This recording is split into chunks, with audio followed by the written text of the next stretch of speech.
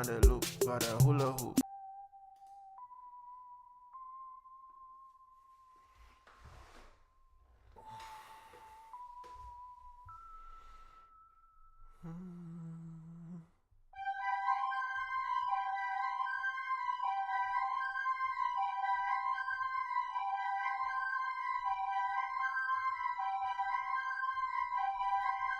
You start,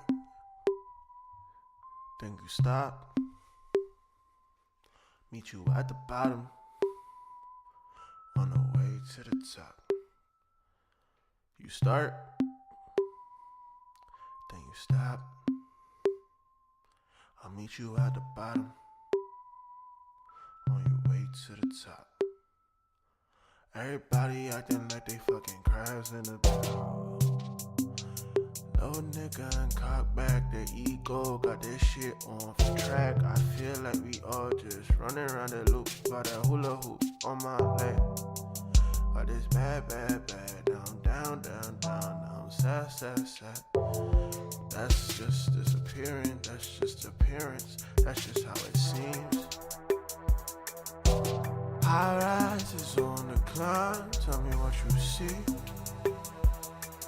If we all plummet tomorrow, tell me would it bring us joy, would it bring you peace, would it bring you sleep at least?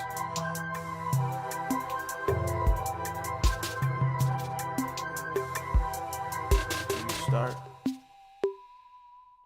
then you stop, then you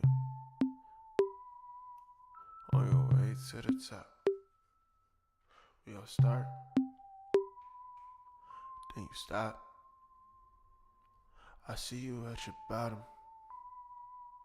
on your way to the tippity top of the top to the top.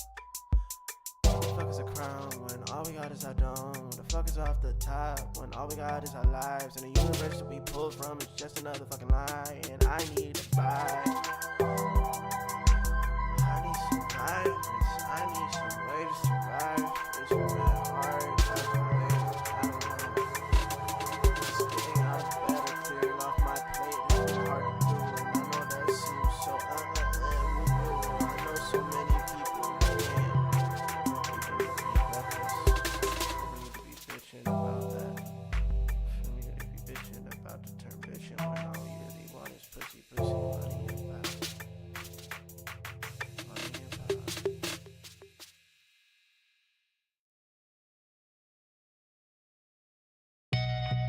They will tell you your temple is hollow instead of hollow ground.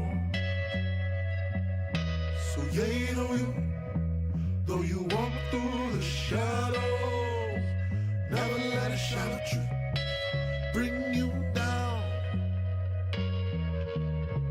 10,000 rounds round this solar system, and I know there's so much more in store for you. At all costs, battle back against this oppressive destiny to see what there is to see. There's no reason to fear the sea. We all sent from the start. What use do I have to drown? My soul is just there with you. I stay tapped in cause I'm in my bag. I ain't in my bag, I'm in my millions. Said to William, all in a piece of drip that got $1 billion jaw on my left hip. Go to Glasgow, get a glass cowl on the watchtower. This grass now, full on blackjack, betting on 21, moving like 30 bucks. Rolling and smoking like French, dreaming like J. Cole. Yeah, I know I'm great. Knowing I'm a legend, no middle child, I've been making stepson shit. I'm making majors, lasers, like steps in shit. I'm being like, damn, bro, red beams on my afro. Even my dreams go, come with an extent, go. I got all this limelight, left into my lifeline. I'm dying on my own time, on my own time. Cathedral in the dome, yeah, baby, that's just facts. I send off these EPs like wax on tracks. This ain't tracks, these is easels. I'm just speaking to so they can know someone wants them to keep on breathing. Cause they will tell you your temple is hollow. Come on, it's hollow ground.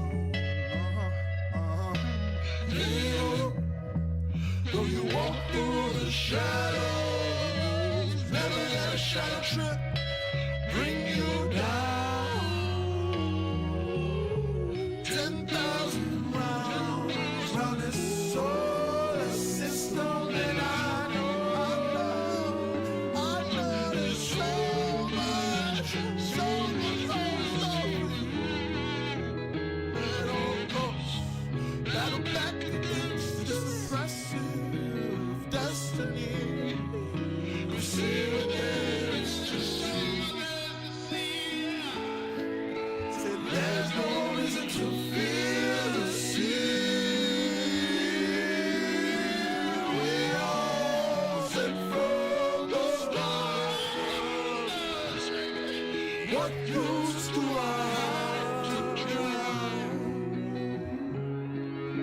Slowly she stood back now.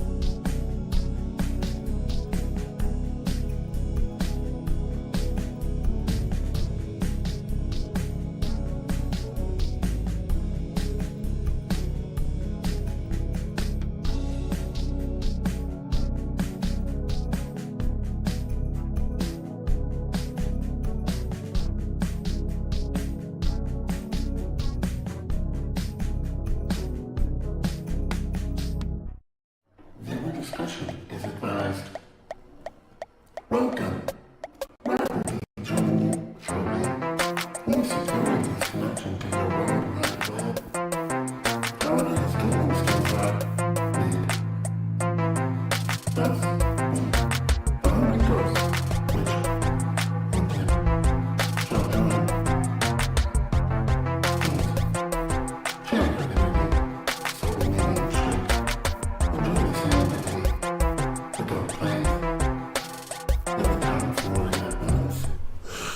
So,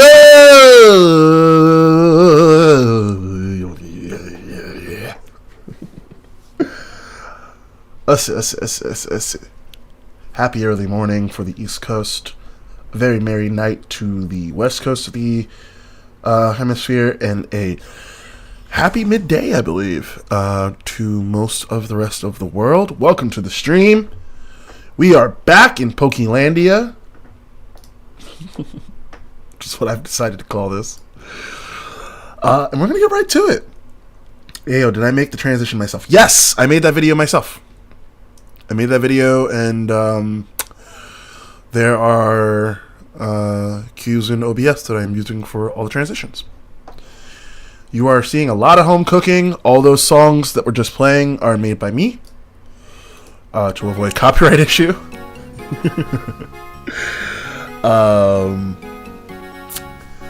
The video was made by me in Canva. Shout out to Canva.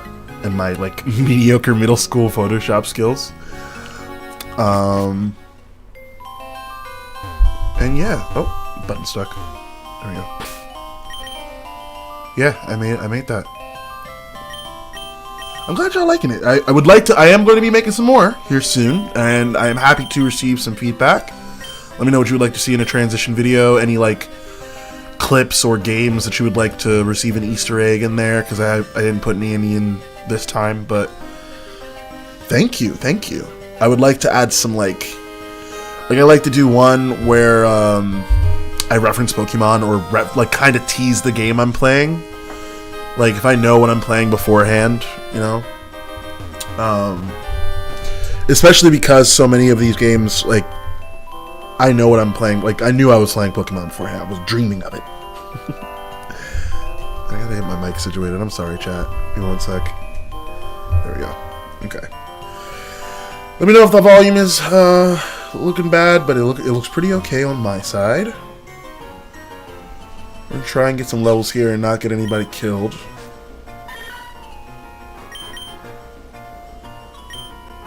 I believe we lost. Volume is good. Awesome. Thank you. I think we lost one encounter last time in this route. And it was, or not this one, it was the previous one. It was a Cutifly, which I was kind of bummed about, but we did manage to pick up a Wormpole, and I remember that we had options at the end there because of the wishing pieces, the wishing star piece.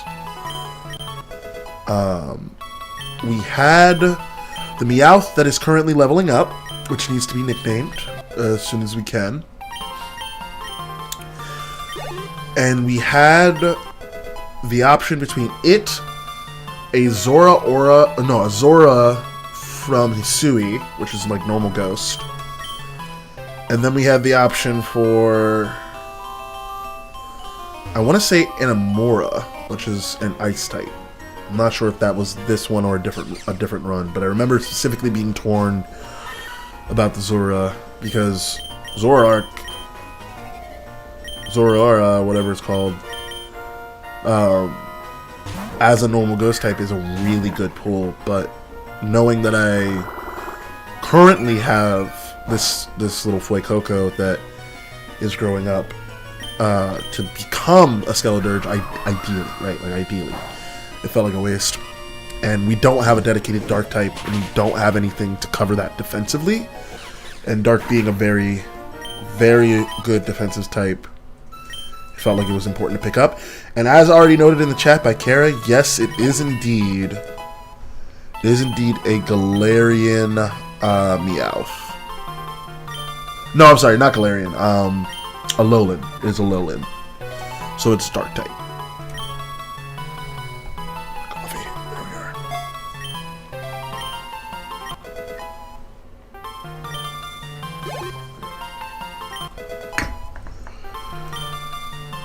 are. Also, they gave Phanpy stamina, or maybe just non-Fan, in this game, which is disgusting.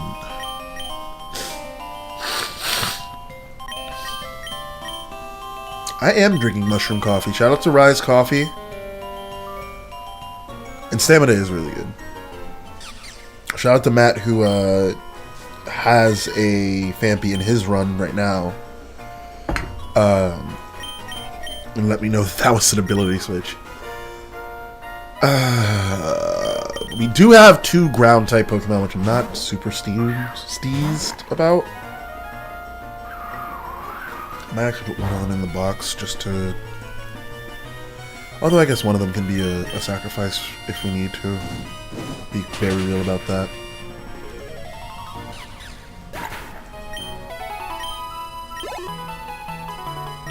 It's a beautiful sunrise out here on the east coast of the Americas. Got a hardcore fucking fighting weakness across your teeth.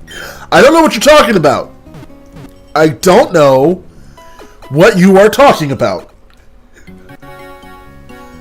Not a single clue what you are referring to. There is no weakness in Ba Sing Se.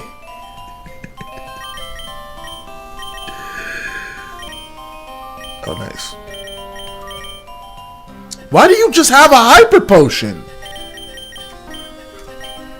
That rules, thank you. Take this orange berry. Actually, no. Take this lumberry.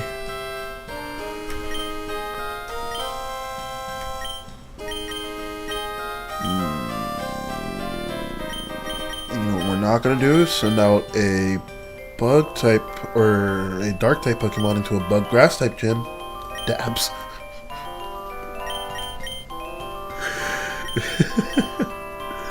Alright, here, take this orange berry.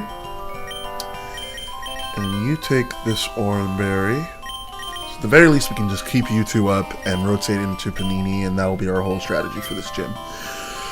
But before we do, let's get everybody on the team at least to level 10 if we are able. Feels like a simple ask. And if nothing else, I would love a little bit more EVs, like some effort values and speed. Alright, so last time I streamed, I did a little bit of a rant, and our friend Harry could join us in the chat.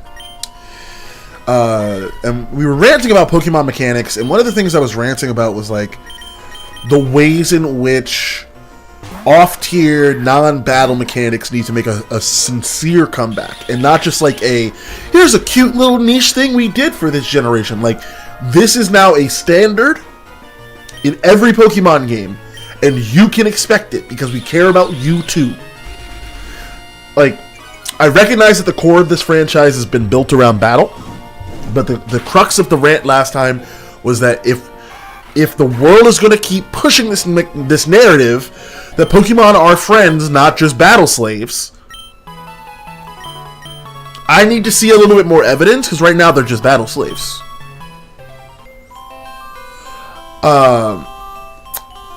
This rant today, I've been thinking a lot about like effort values and other mechanics like core to the game.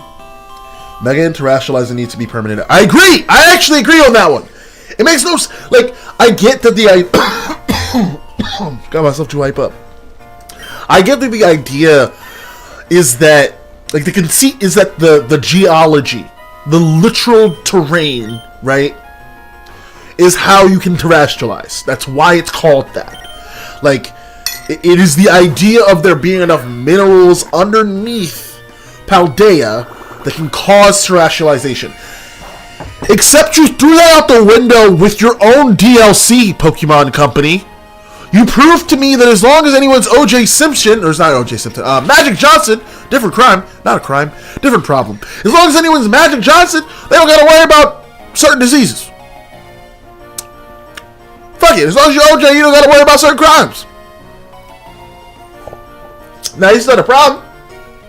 There's some other examples that are a little bit less dark that might be sitting in the White House right now. But ultimately, my point is that as long as you have a lot of money, you can get away with a lot of shit.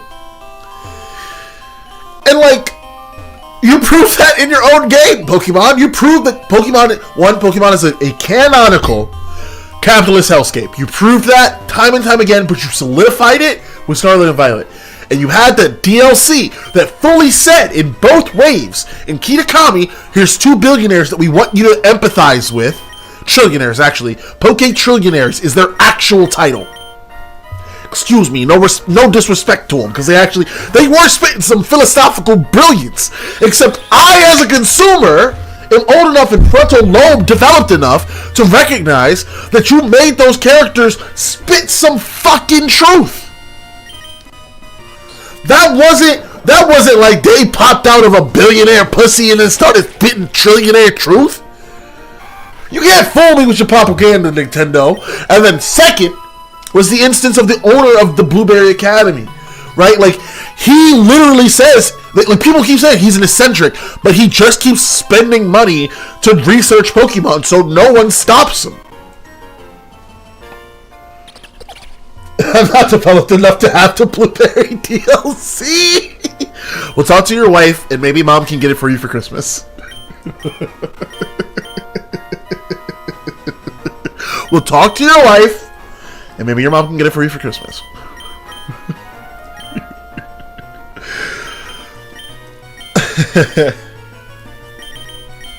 Yeah, I think we challenged this pick it back. Do you know rollout yet? God damn it! What's the point of you? Alright, yeah, that'll work. I'm a sugar baby now. Exactly! Alright, so we'll look into me getting you the DLC for Pokemon Scarlet and Violet. Because I've been hankering making a bunch of sandwiches, and I was thinking about doing a Nuzlocke over the holiday. So I almost want to talk to you about doing a Souls Lock and getting you on a Discord call with Chairville and seeing what chaos we can rot. But I am genuinely just hankering for another run on Scarlet Violet. I really want to do like a couple different sandwich runs. I also think it would be really fun to do like a run in Scarlet Violet where like you spend most of the game in a union circle, and like there's just your friends running around while you fuck up Team Star. I've wondered, like, how does that work? What are the mechanics there, Pokemon? Do you have a plan there? Which brings me back to the rant for today. Ultimately, they've been very clear about wanting to include more team-based mechanics to the core Pokemon games.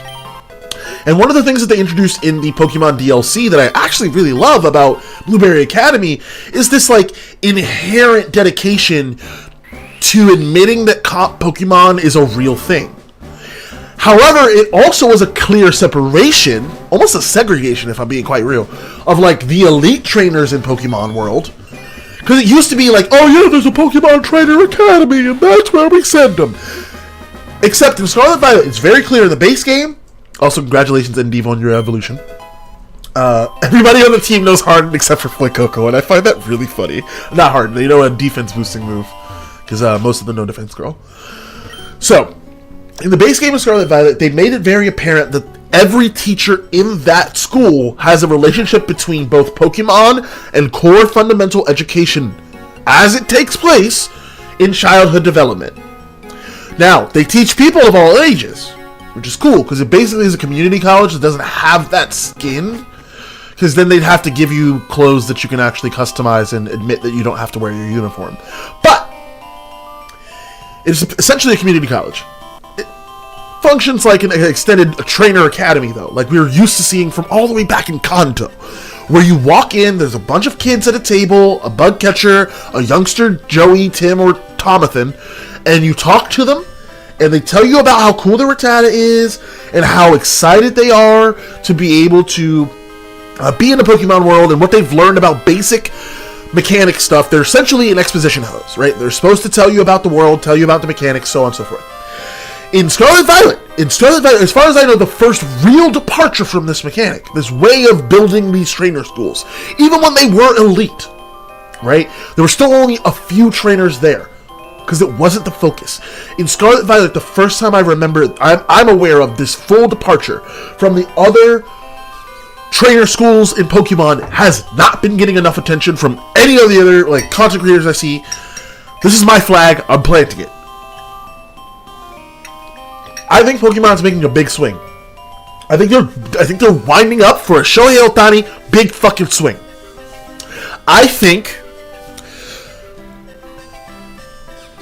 I don't even think. I have enough evidence now to believe that Scarlet and Violet was a precursor to establish a divide.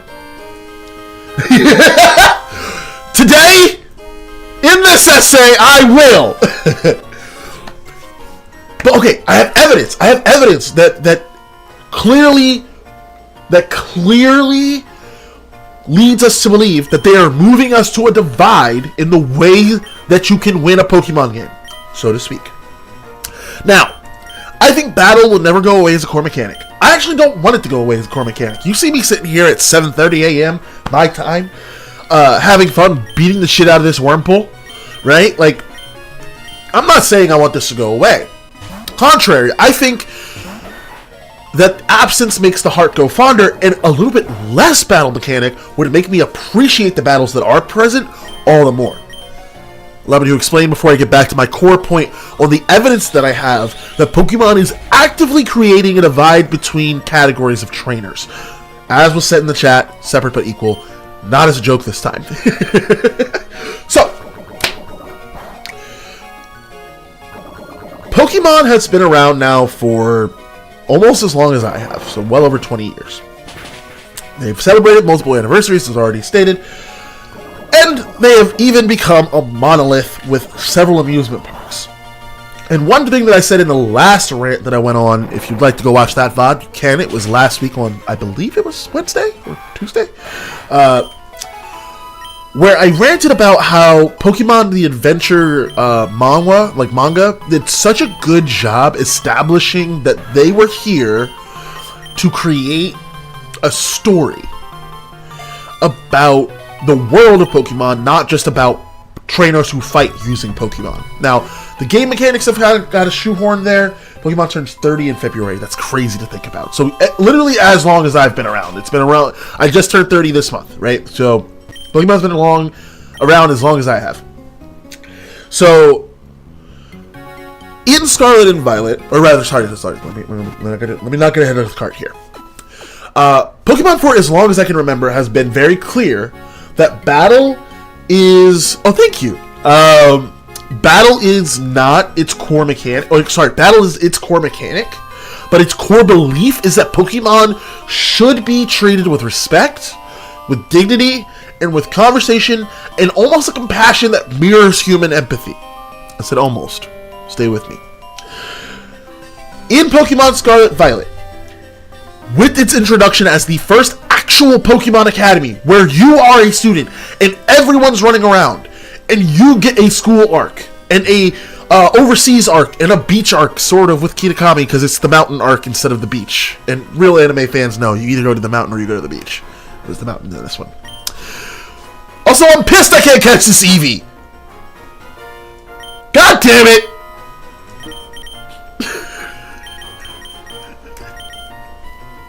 Fucking A. Each of the teachers there, as already stated on this stream, have a different specialty. Code Geass combined the mountain and the beach arc. Because Code Geass is different. Because Code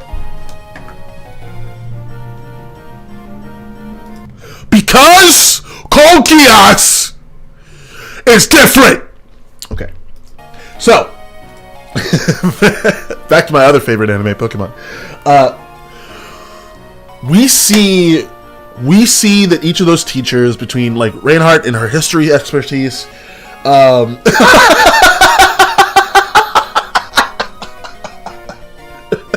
about timing, kids. Comedy's all about timing. We see that, like, even like the rock teacher, right? Like one of my favorite sisters to ever be introduced in a Pokemon series, Professor Rhyme and Professor Time, right? Like, queens, right? Like, her ability to be like, yeah, I mean, rock type moves have low probability, but the odds of them hitting with the Stone Edge are still about the same if you factor in, like, anybody having a Bright Powder on their Pokemon, or even still just, like, bad luck, like high rolls, low rolls. Like, as long as you're playing smart, maybe give your Pokemon a wide lens, like a zoom lens or something, like, especially since they're already slower, they become really deadly. And I was like, that's exactly right, that's what I've been saying for years! I felt validated. And this is my point, is that when you start to separate the core the core meta and really distill it and then put it back in to the core meta so that we're talking about it. So that it's not just like, Pokemon are cool, rock types are really sturdy. It's like, hey, rock types are naturally slower because we've studied them for 30 years now. For 30 years now, we've researched enough. There's been 9 different generations of genius doctors who are fully, absolutely enabling children via child labor laws that are non-existent. And we have researched enough of Pokemon to know that rock type are slow because of their density, but not all of them. That they have high defenses typically, but some of them also bond with minerals and other metals. We know that because of all of these traits, these Pokemon have certain qualities that make them more deadly in combat, but also more versatile in construction. Same with the fighting type, which is why they can use rock type moves. And that's such a cool thing to be able to hear in game in a Pokemon game. Like, I don't think modern fans really understand enough of the exposition hose they're getting, being so refined that it's not even a hose. It is an exposition waterfall that is downstream in a reserve with a gazelle. And that's the shit that I've been dying to see from Pokemon. And genuinely, they've been killing it. I'm not gonna hold. However, Pokemon Z-A does not have that same material, which is why I did not rush to get it. Alright? It's also why I haven't really pushed myself to see any content being created around it. I haven't really asked a lot of questions about it, right? Like, I'm sort of caught second wind of a lot of stuff, including the fact that Golurk now Mega Evolves and can't miss with Fissure, which is disgusting. But let me get back on track. With the introduction of this academy, we see your first glimpse of the ability of Pokemon to allow you to dream of a different life outside of battle. And then you're shoehorned into battle for the first time, honestly, in my opinion, respectfully by your rival, Demona, who's like, I don't have anybody else who's on my level. You are the only person I have ever met who even remotely has that heat. I look in your eyes and I can see you got that dog. Is it a bitch or a hound? And I love that. And then you have 2 other additional rivals, right? And this brings me to my next point, which kind of loops back in with the what I was trying to say earlier, which is that you also see 3 different lanes to success, right? You see Team Star, you see the Gym Challenge, and then you see the Urban Mystica. Now, you need all 3 to be able to successfully complete the game, so arguably you can't just do the gym stuff and then beat the Elite Four and be done, right? You need all 3. Right? Now, the order you do it in, how you get it done, all that shit's up to you. But you need all 3, which I find fascinating. And at the end, when you also, Rugged Man Coleman, so glad you can make it. I know your schedule crazy as shit, baby. I've been meaning to read out to you because I missed the fuck out of you. But it's good to see you, homie. I'm so glad you can make it into the stream. Z to A is repetitive. Yeah, it seems like it kind of falls back into a certain number of things that Pokemon's been doing for a while, which is part of why them saying, hey, we're gonna make a big swing, and then not making the big swing is really funny. At the end, when you climb the gangsters onto the roof, you can fall off several times and get some hilarious dialogue. I have to look that up. So, also, shout out to Pokemon, honorable mention in this Yap session, shout out to Pokemon's long-running history of making children fight fucking gangsters. Shout out to Pokemon's long history of making 13-year-olds fight the mob. Honorable mention for that real quick. There's some fucking squirrels on the roof that have just been nesting up there. And I'm happy that they're getting warmth, but they loud as shit. So, okay.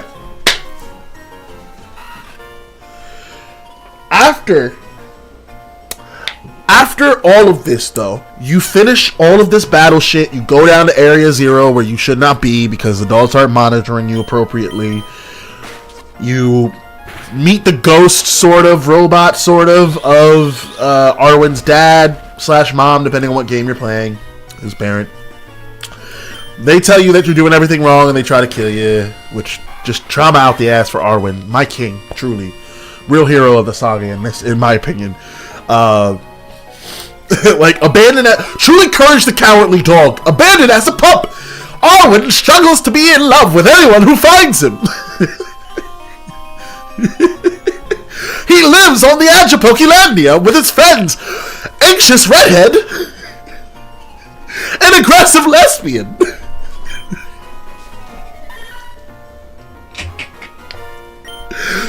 So, with these, like, the introduction of these 3 rivals in a way that actually makes them 3 fluid rivals and not just 3 characters who are from your hometown, I feel like you actually get that first glimpse I'm talking about into a Pokemon world that's not just about combat. Now, again, combat's still at the core. The first time you meet Arwen, you fight him. Nemona's, again, all about battle, and you can't really complete Penny's storyline without absolutely whooping all of her friends' ass and then whooping her ass. Ultimately, this is my point. Is like, the metric of being a good trainer is still being a good combatant. I'm not opposed to that. I'm not. Does it feel evasive? Yes. Does it feel repetitive? In many ways, yes. And like, again, we come here because we want it to be, right? Like, we want the consistency and the predictability of a Pokemon game, sure. And I also want the ability to, like, really be surprised by a Pokemon game. Like, and not just in the meta, okay? Now, as I already started in this rant, the real crux of this is about... Oh, let me get you out of there. Excuse me. Whoa, excuse me.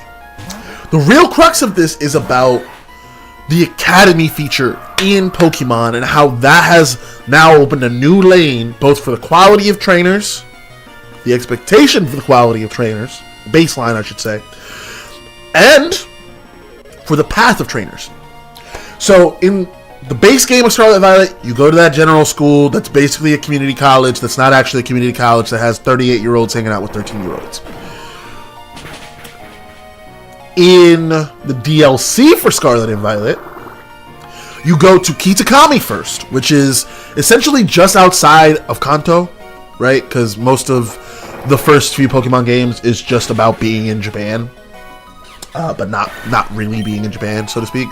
So you are just outside in like a rural area in one of the like offshoot islands around Japan that is based on an offshoot island surrounding Japan. And you meet a really depressed kid named Kieran and his sister, whose name I forget, who's also depressed, but she's doing as much as she can. And they're both apparently expert trainers who go to Blueberry Academy. We'll get back there in a second.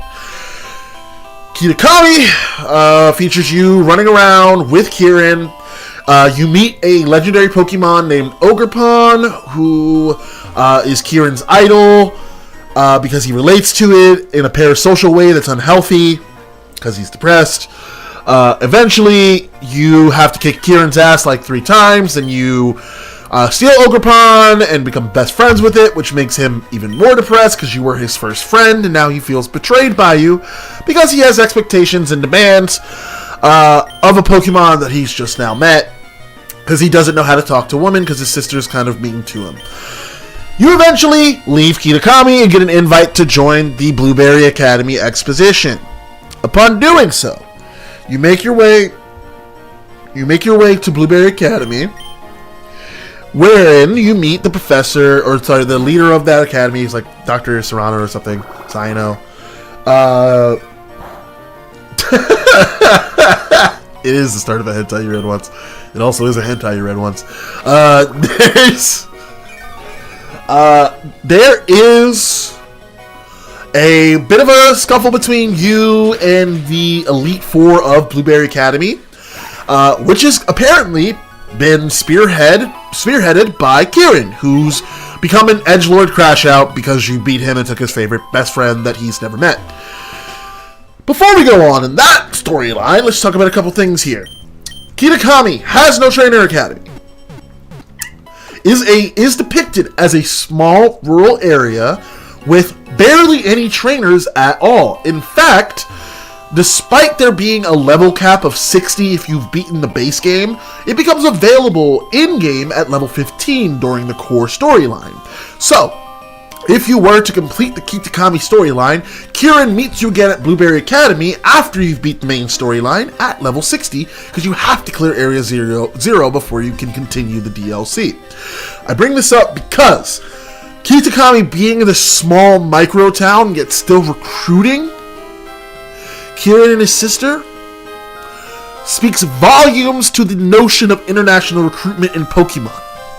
We're talking about a league that's looking for international recruits despite having domestic talent.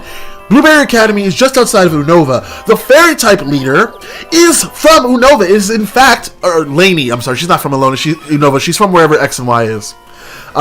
She is the daughter! She is the daughter, in fact, of a gym leader from one of the more famous regions in Pokemon. Not just a nameless region, not just a random Sparta Pokemon.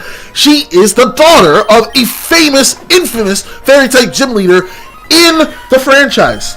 Kalos, thank you. Thank you. I played X and Y, and I stopped halfway because it was really hard.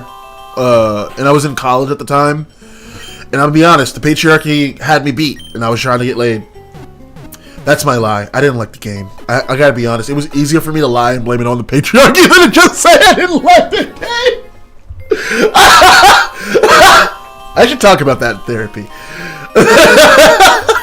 Anyway, so you have people from all over being recruited to this academy, and they are still going to Kitakami to find this nameless sibling duo to recruit them. He wasn't even recruited to be on the Elite Four at first. He was already a bum when you fought him in Kitakami. He was already a student. He came back to school in edgelord to the point that his crush was like, what did you do to my boyfriend that's not my boyfriend? Right?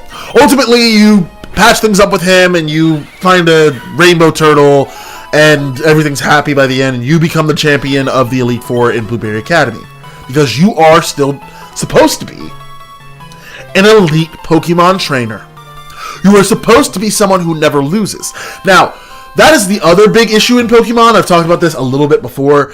But Pokemon has a nasty habit, because it is canonically capitalistic, of convincing you that any loss you take is devastating and the end forever. That is the root of most Japanese RPGs. So yes, I am saying most Japanese RPGs with that mechanic are inherently capitalistic, even if they push against the notion in their narrative that capitalism is bad. What they're really against is an authoritarian boot that controls some other aspect of a society, not the aspect of white patriarchy, the propaganda that capitalism is good, especially when you don't prioritize the worker. So, let's review. So far, we've talked about the fact that Scarlet and Violet has introduced, for the first time to my knowledge, a trainer academy that actually allows the trainer to utilize and be a member of their facilities. That academy is essentially a community college and will be referred to as a community college going forward, known as PCC, or Pokemon Community College.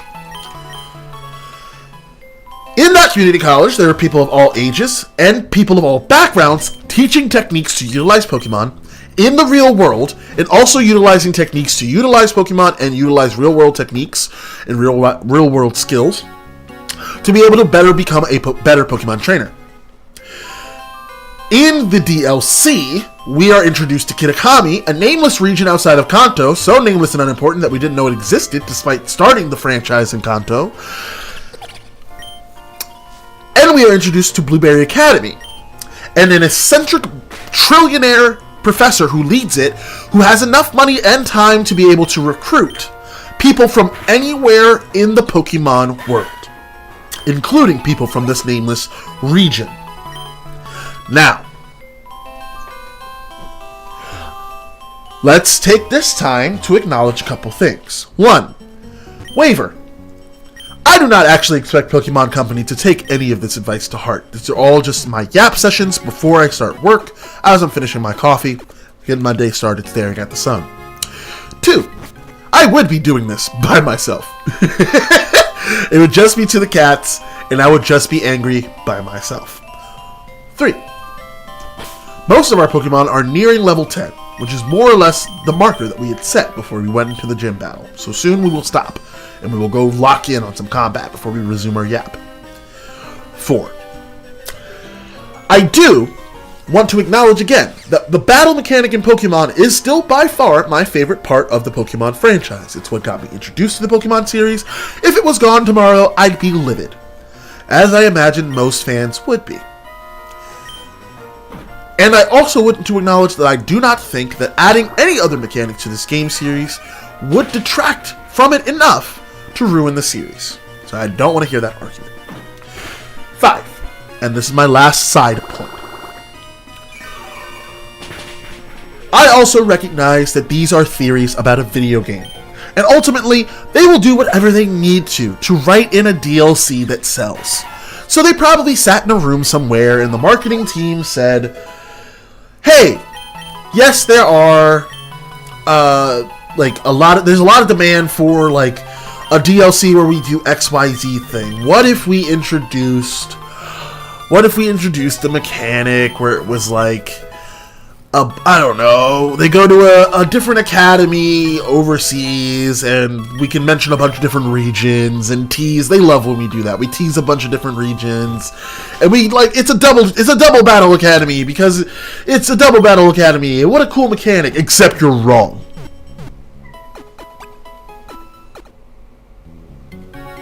You see, getting back to the app, that last point is the propaganda they want you to accept. Let me put you on game, cuz. ZZ, please stop screaming at me.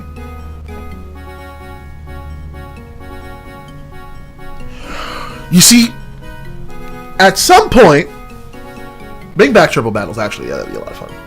Never rotate. No, bring back rotation battles. Fuck it. I don't want to do them. Bring them back. I want the option. I want the option of saying no. I want the option of saying no. Fuck that. Bring it back. Bring it back. Make Grass Pledge useful again. Bring it back. Okay, alright.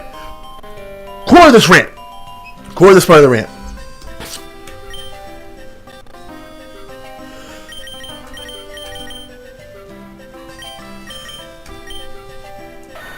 In Blueberry Academy, every single battle from a trainer you meet there, because you can invite coaches there, and the coaches are really good. Vampy is also really good. You can invite coaches there from Paldea. What are you holding? CZ, what do you want? You're holding an orange berry. Is anyone else holding a lemon berry? No, so I'm going to give you another one.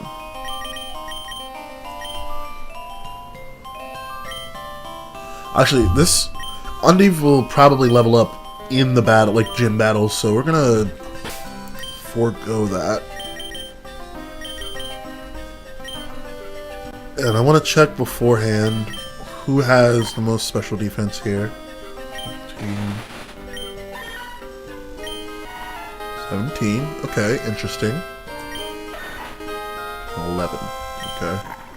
So it's a tie between Panini and Rosie, despite Rosie being a couple levels under and having a type disadvantage there. So we'll have to consider that on the fly.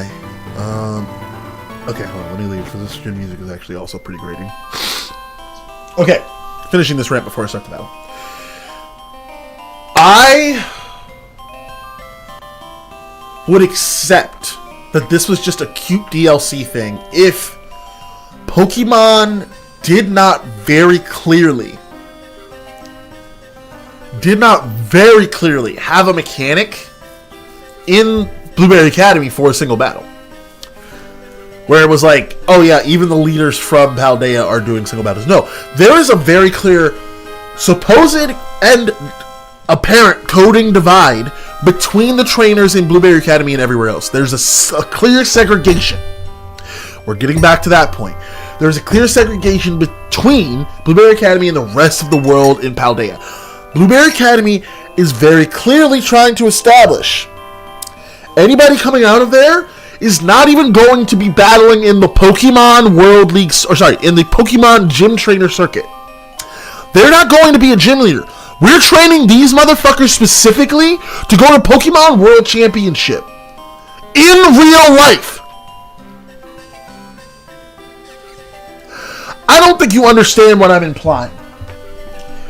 Prior to this, the highest standard of excellence in the Pokemon fiction was to become the champion of whatever region you were in. From there was a cohort of champions that kind of got together sometimes, and they battled every now and again.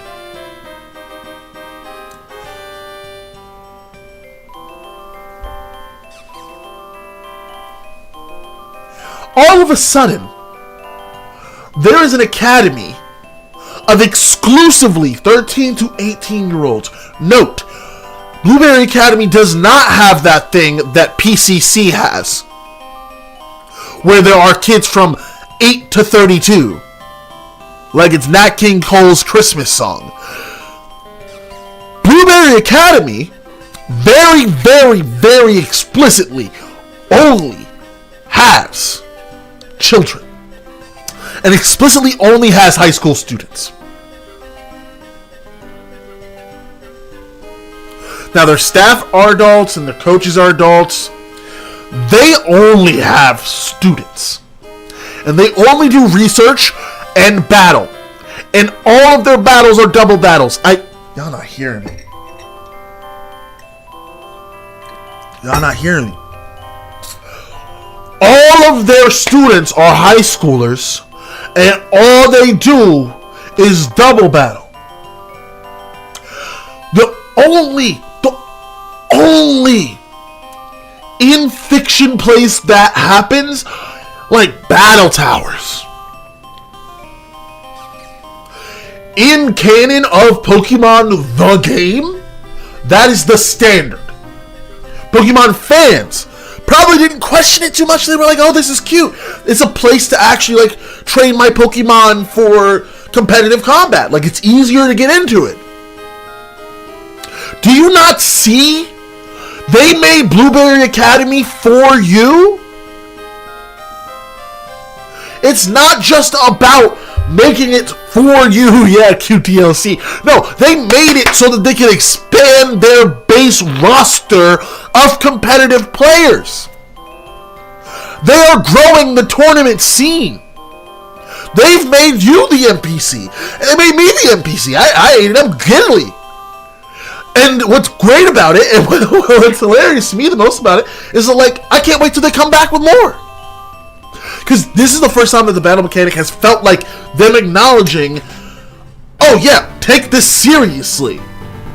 Right? It's not just about sending a 13-year-old out to do shit that adults don't want to do.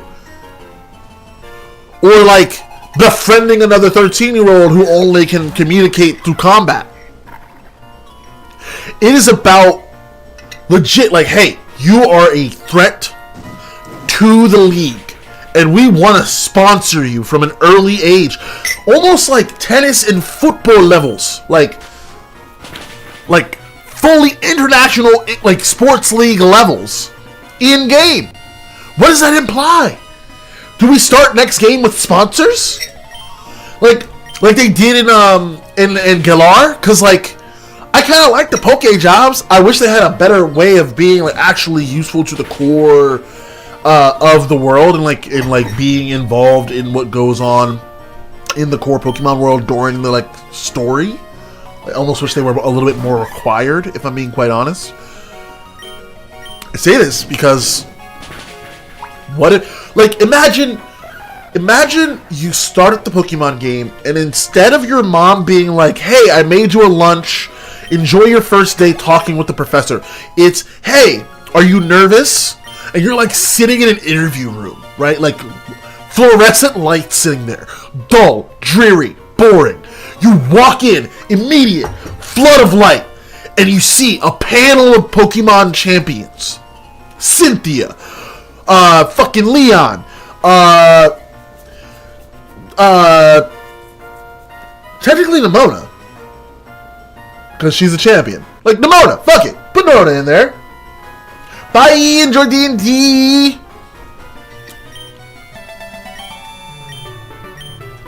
Like fuck it, put Nimona on the panel.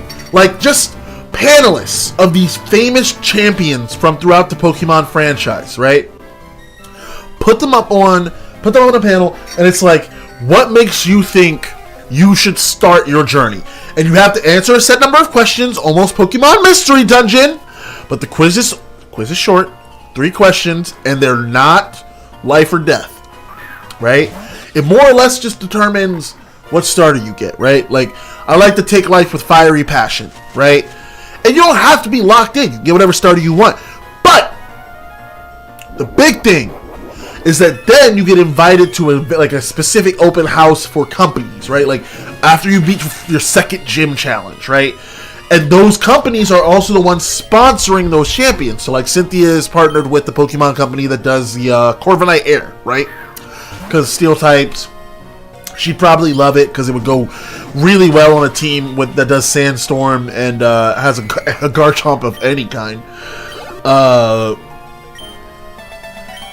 And like I can just totally see her being sponsored by them and like trying to get Garchomp as one of the options for like supersonic jet travel, but nobody wants to do it because it's too scary for them.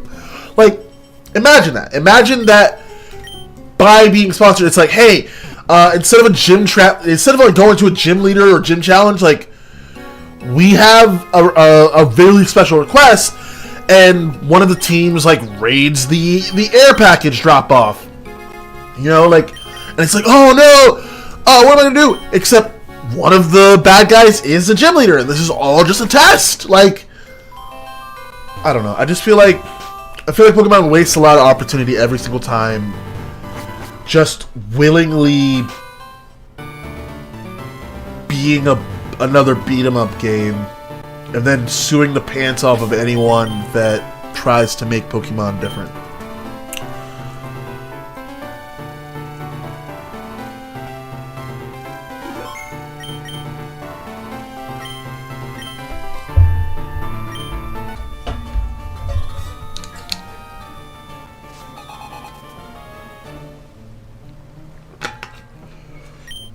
There we go.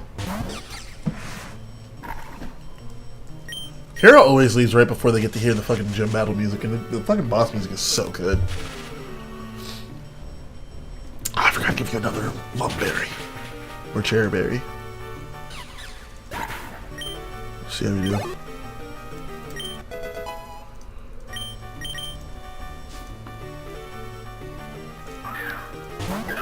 Okay, Pumpkaboo is interesting. Well, don't do that.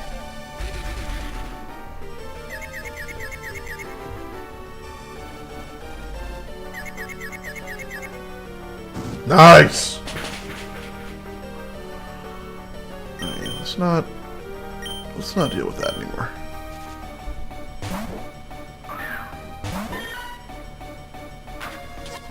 Her partner Pokemon is a Skidoo.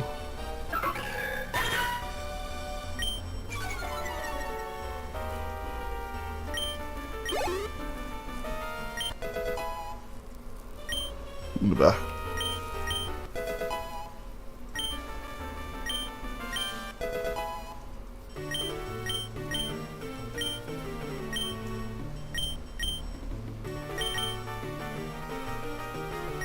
Fury Cutter does more damage now. No, it's not worth it. It's not worth it. It's not worth it. It's not worth it. It's not worth it. Oh boy. A first turn, first strike move that causes flinching. So yeah, it's not gonna be helpful. Oh, you off today? Nice! Happy day off. You got that restaurant worker fucking schedule.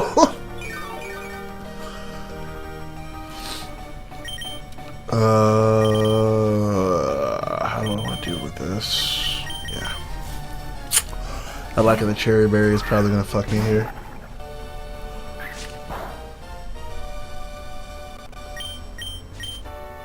I'm on 410s now. Oh, okay. Okay. Good morning, Harry. Glad you can make it. You just missed a good portion of the rant this morning. To fill you in, the gist is that the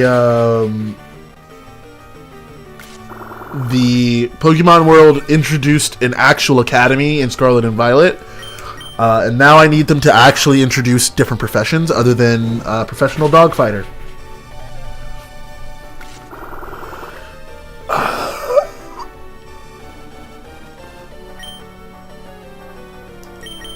Yeah, I don't want to chance it here.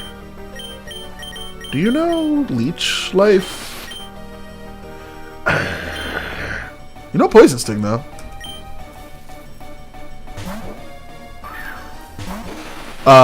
With the introduction of the first academy, it just feels like one of those. I feel like a bug type Pokemon should not be able to be leeched. Although I guess that's the whole premise of Parasect.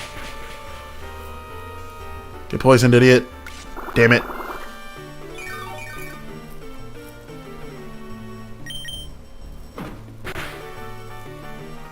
Get poisoned, idiot. Damn it.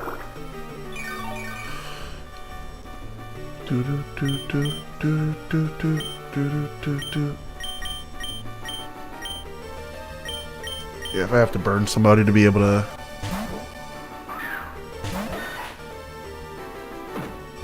Everyone in Scarlet Violet was a student, like even the old. Boy, howdy, do I have a rant for you then? We've now accepted on this channel we will only call Pokemon Community College what it is, Pokemon Community College. Like Naranja and Uva Academy is nothing. That's a community college. You got 8-year-olds studying with 35-year-olds. That's a community college. And in contrast, the DLC introduces now I regret not teaching you Fury Cutter, because this would have been really helpful here. I mean, yeah, just burn the Oran Berry, burn the moveset, defense. Actually, can Rapid Spin clear Leech Seed? Probably can. I should open with that.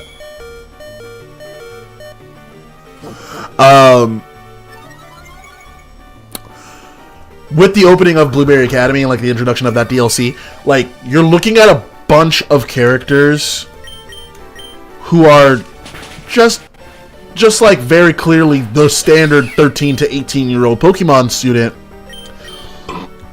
Excuse me. And in that, like, bunk.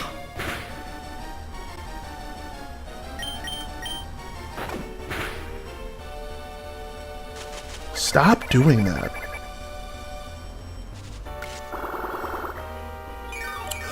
In that, there's like very clearly no 30-year-olds, but also they're all very, very, very, very clearly being groomed for success in the Pokemon League. Like in our modern real-world Pokemon League, they're only double battles, right? Like, god damn.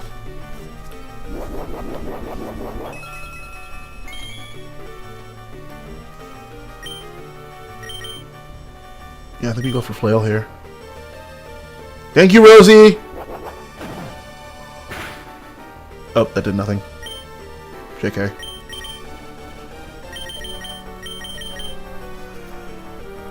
Like, there's so much wrong with, like, a lot of the core Pokemon franchises' narrative and world building. Yeah, Rosie's still here. I have not lost her. Lost our Sandistry just now. But, you know, sacrifices have to be made.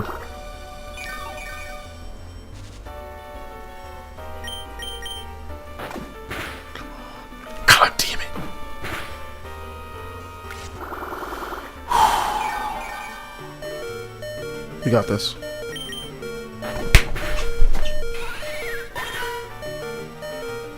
That's my boy. That's my girl Garlic for you. Rest in power to Sandshrew. I hardly knew you. You were going to be named Ceviche. Oh, nice. And non-defense is evolving.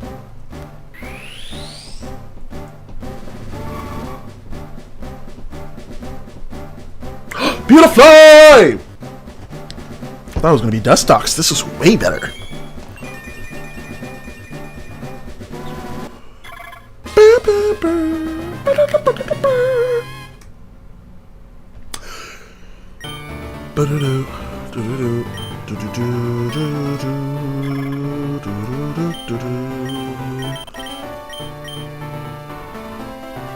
Boys went to chat tonight by any chance? Give me a time? Maybe? Salad, maybe? I have a meeting from 5 to 6 and then I'm done with work. Actually need to double check that schedule real quick, but I'll do that later.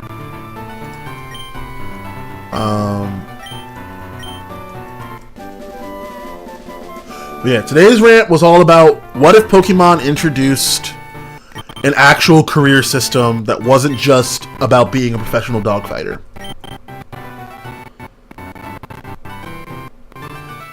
Yeah, solid. Sounds like we're good for later tonight.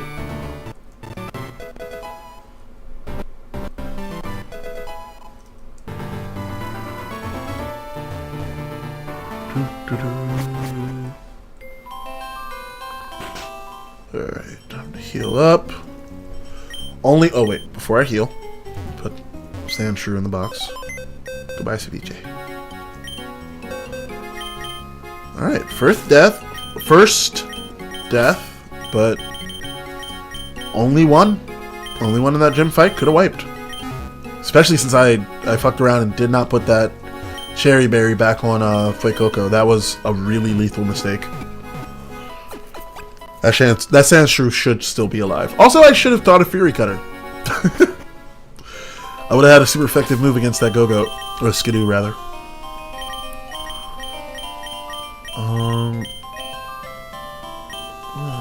I didn't even have a Cherry Berry, so never mind. No mistakes were made.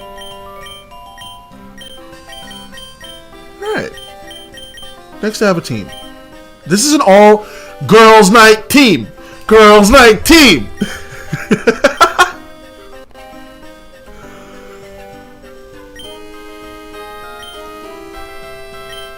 8 Eastern sounds good to me.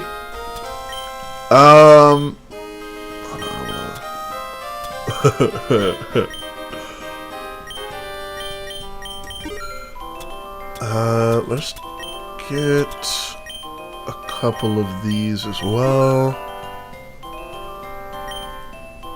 How many? I have 15 Pokeballs, so we're good. Okay. Let's go get some encounters. Ah, dang it, I forgot about you! Yeah, because you won't let me leave unless I say yes, I'll fight you. This is what I mean! It's not a general Pokemon issue. But, yeah, I think overall, those are my bigger meta desires from Pokemon. Like, if you're gonna make me a professional dog fighter, at least make there more of a reason other than me being a child soldier. Like, I'm really over the Japanese narrative, or any narrative that says, like, hey, child soldiers are cool, right? That's what took me out of my second reread of Naruto. It was like, halfway through it, I realized I could be good for 7-2. I could also be good for 630, if need be. I am flexible. Let's go.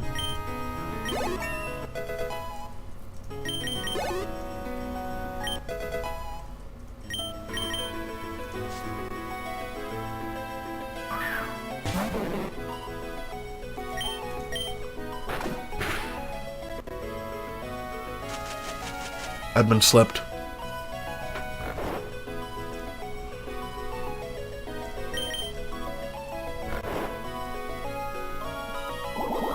Okay. Oof! That hurt more than I wanted it to. Like, imagine like, and this is the example I gave earlier. Imagine that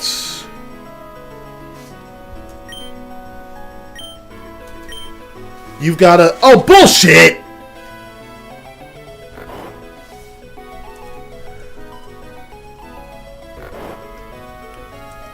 Panini, please. Yeah! Fuck out of here. Like, imagine there's a world where you start. Pokemon World. Actually, hold on. All right, I gotta set the scene. It's a dim opening. You're asked for your name. You're asked for your gender. Typical Pokemon shit. You're shown 6 photos for your avatar. Hopefully there's some diversity in weight set, because Pokemon consistently shows you that you need to be an able-bodied, skinny person to be in their world. And be at least effective at it. But imagine... yeah, let's go for round. It's fine, I wasn't going to use Ember. Like, imagine that you sit here, you see... Yeah, we're doing okay. And then I can switch to Rosie. We can finish this off. Do you know? You know Rolo now. After you're picking your avatar, it's just like a slow, like, illumination, slow brighten on, like, typical Pokemon feet in your shoes. Don't be weird. And it pans up to your avatar, and your mom character walks over and sits down and says, "Are you feeling nervous, sweetie?" "Oh, don't. I know you'll do great." Luminescent lights, boring as hell. There's a poster behind that says, you can do it, right? Or whatever. It's like Pikachu, and it says, "Be great." And it's like the corny Pikachu thumbs up. All of that set up. And then we cut the sound of footsteps, lights out, lights back on, inside of a room. 4 TVs, one at a time, turn on. Actually, 3 TVs. No, 4 TVs. One's a tiebreaker. Stay with me. 3 TVs turn on first. 1, Leon from Galar. 2, Cynthia from wherever Diamond and Pearl takes place. 3, Nimona from Paldea. 3 champions, different regions. Why do you think you should go on your Pokemon journey? Why do you think you deserve to go on the Champion Challenge? Sinnoh, thank you. Cynthia from Sinnoh. Boom, lights on all 3 of them. You get asked some questions. It's not Pokemon Mystery Dungeon.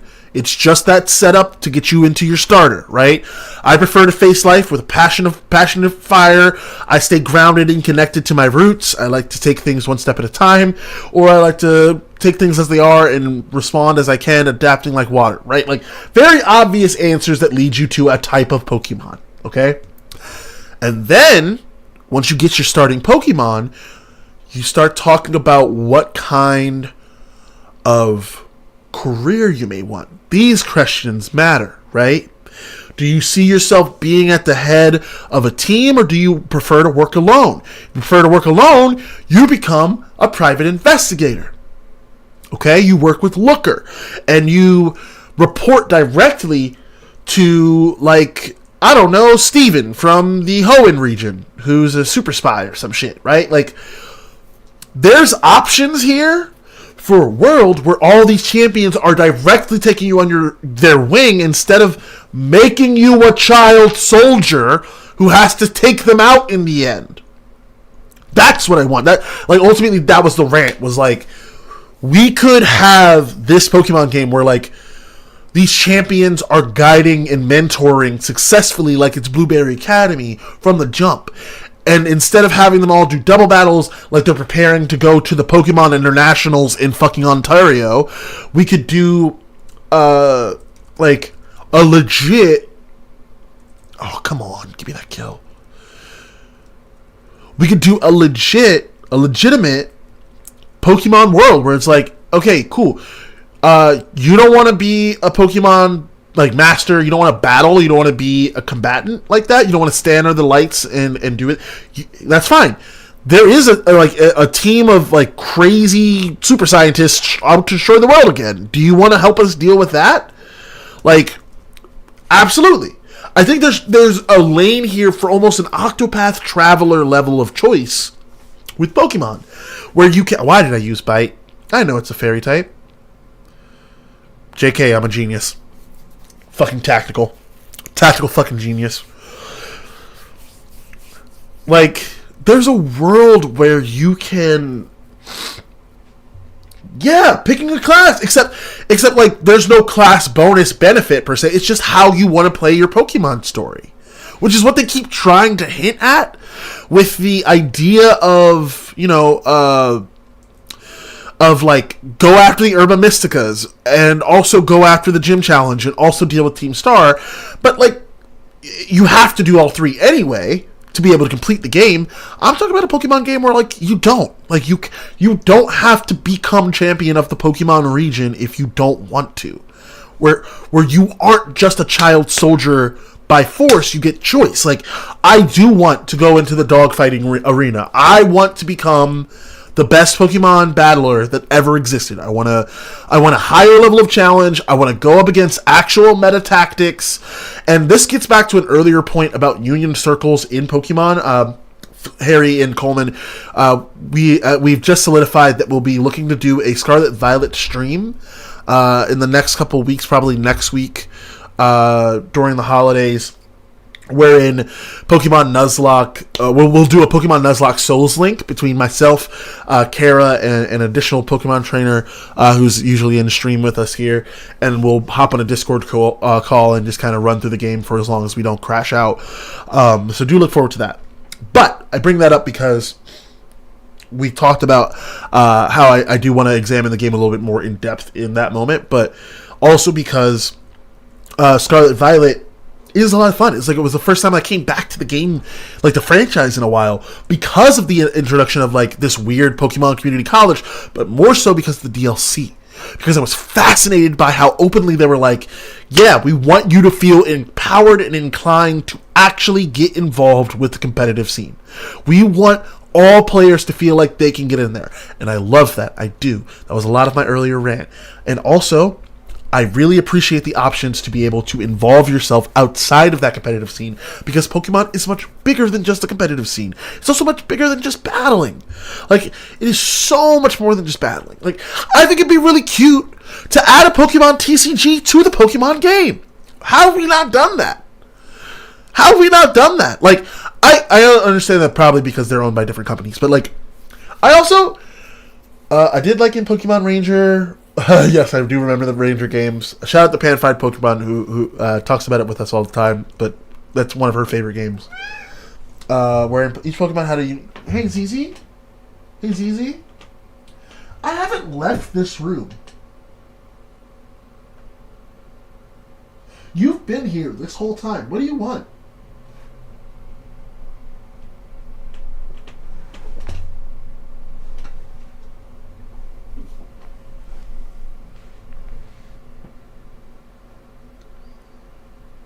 So you're having a good time. Kat had big feelings about this topic. She wanted to join. See, you're having a good time. This is easy. She's the most skittish, and she refuses to be picked up, so this is a remarkable step for her. And I kind of had to pick her up like her mom just now, so she was not injured. Kind of had to get her by the scruff. She's a big girl, about, what are you, 25 pounds? She thinks I insulted her weight. She wants to leave now.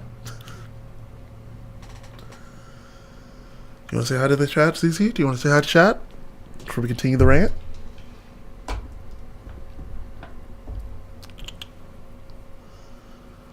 want to say hi, Toothless?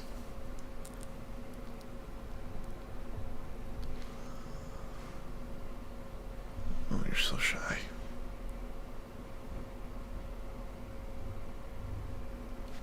Don't get yourself hurt now.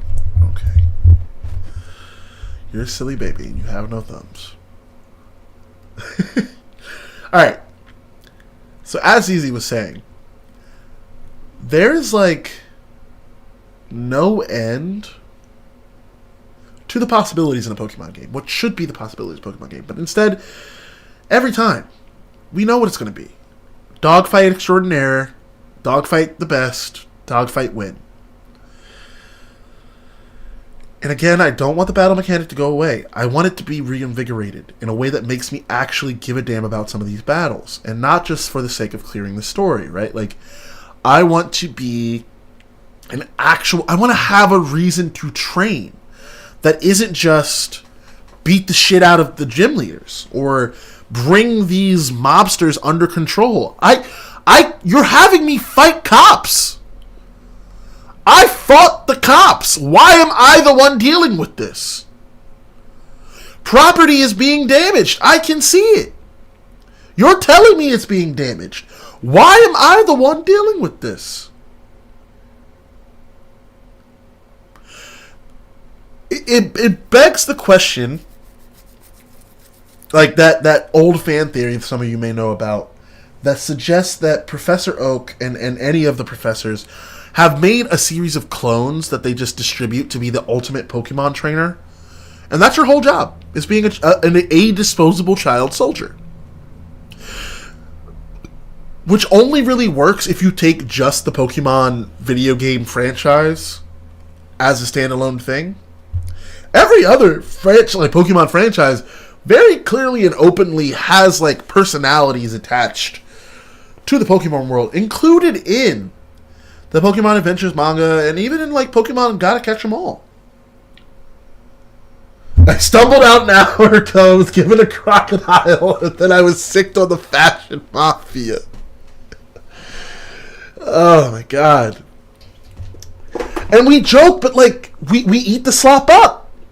And I think this is part of what makes it more of a rant and a frustration for me personally, is that I can't keep eating it up because it's bad. Because it's boring, and I don't want to invest in a boring game. It could be a bad game, but don't be boring. You know what I mean? Like,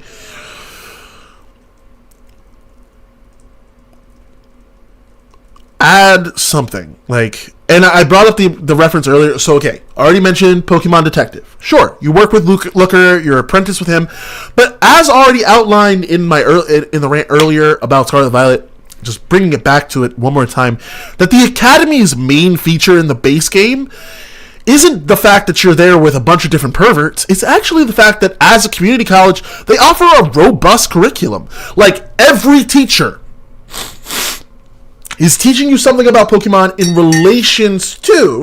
relationship to a core life skill. So it's like mathematics, literally a math class about Pokemon.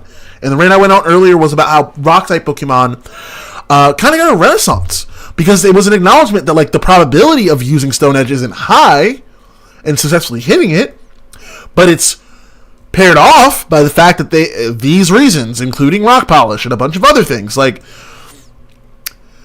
Pokemon has a lot in it. We all know this, right? But it also, in the newest iteration, it also introduced a solid foundational understanding that like Pokemon is being studied in game, and not just as a joke anymore. It's like, no, we know about shiny Pokemon. We know about the odds for shiny Pokemon. I'll take a Woobat. How's that fighting type weakness, Kara? Suck my dick! Fake out. Let's see how this goes.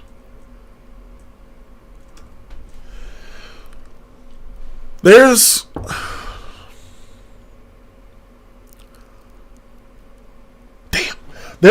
a world where, like,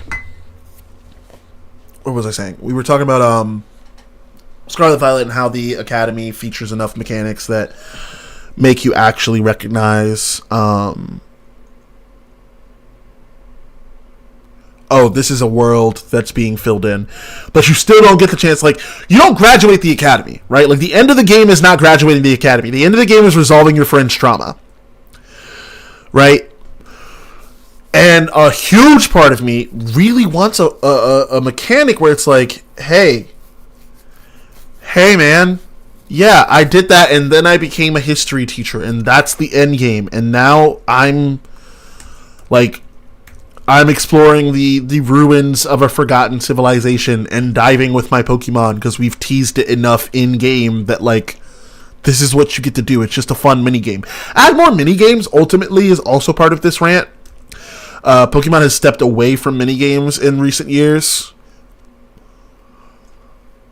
in favor of just, like, oh, the gym challenge is the minigame. No.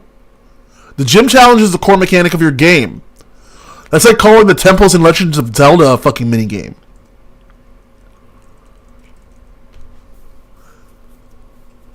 Welcome to the team, Woobat.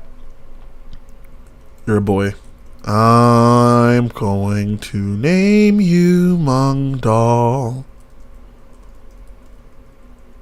Actually, I'm just going to name you Mung. If Pokemon is really going to be this robust world that they keep trying to sell us on, I also need Pokemon to be... I need Pokemon to be better. Right, like... No, the gym challenges have always been puzzles and mazes. Stop trying to convince me they are different now when the mechanic hasn't changed in 25 years. Exactly. This gym challenge a little bit different. Instead of having to move a ball up the hill, you have to move it in 3D. Don't worry, I know it's at Pokemon. Because they keep convincing you. Like, it's, hey, you wanted a gym challenge, right? Yeah! Well, did you want a gym challenge where all you have to do is run forward in a straight line? No! Like, infuriating. It is infuriating. It is. And now they are trials, so it's a gym challenge, but it's outdoors because you don't want to code indoors. Yeah, sure. No doubt. Tight.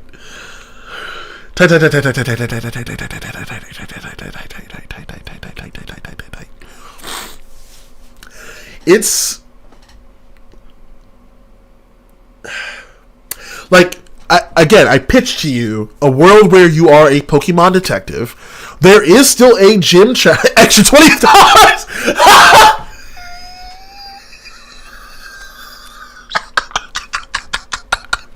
That was really good, Coleman. $20, please. $20, please.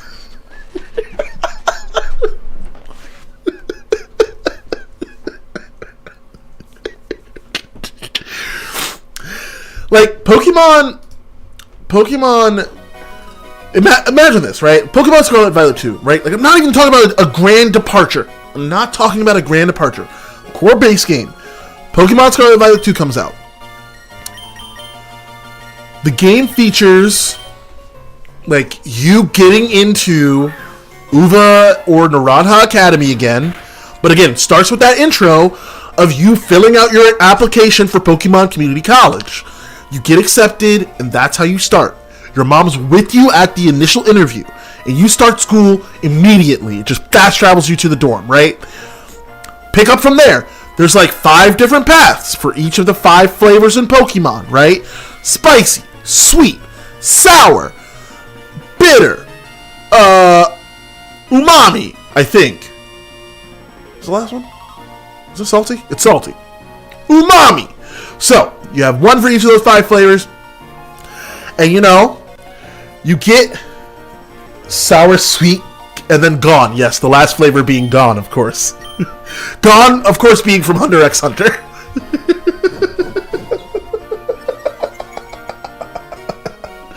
No, they say the last flavor is actually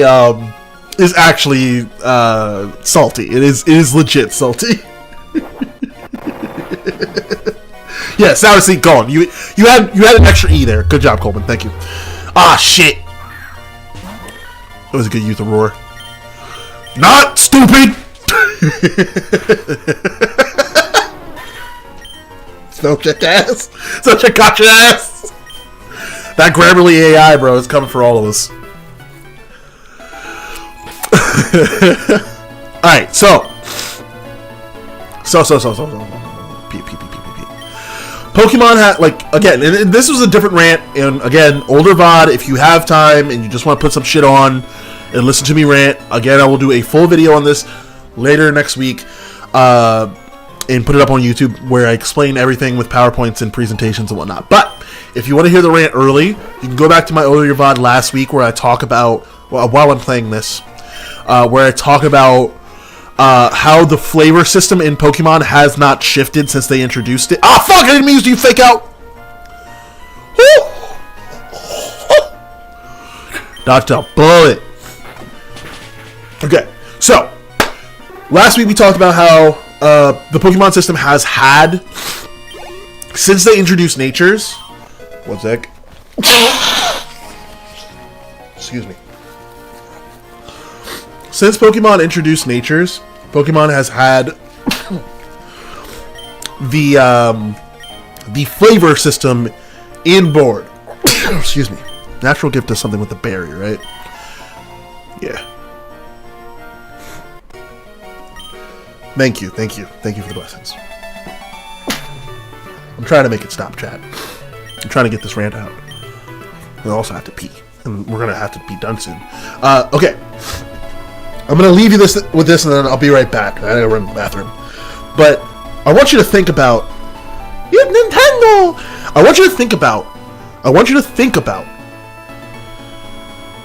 Pokemon with each of these flavors representing a different career. Lock in. I'm about to blow your minds.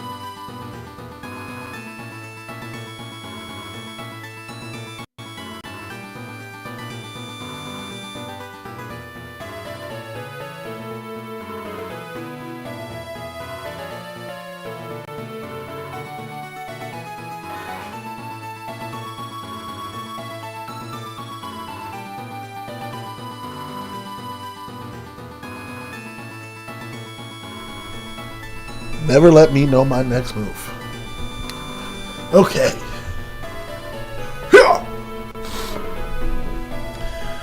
Now, peep game.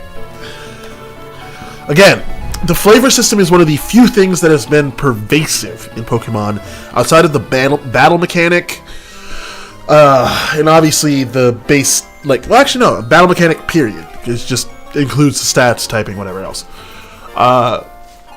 The introduction of abilities introduced the flavor system because each ability corresponds with a different flavor. Or not ability, sorry, nature corresponds with a different flavor, right? So the attack stat now corresponded with the flavor spicy, and your attraction to that flavor. That was part of the contest mechanic back in the day. And now it is part of the Gourmand tag / ribbon you can get in Scarlet and Violet. Yes, you can control those. Yes, I will post a video proving that you can do it. It is all tied to the natures, and that is how I know that the contest mechanic is still deep hidden in the code in Pokemon, and that they just don't want to introduce it to the game again. I digress. This rant is about what would happen. What would happen if Pokemon took the wild step of associating a different career with each flavor? So, as a review, we have 5 different flavors in Pokemon as their base, and then obviously the neutral natures don't count for anything. We will be going over those as well, so there will be essentially 6 different careers tied to 6 different flavors, or 6 different stats, as it were. And those 6 different career lanes, as it would be, will take you down different paths and allow you to become a different type of trainer, depending on which way you want to go. So, starting with the introduction of more mini games as well as part of this rant. Otherwise, it doesn't work.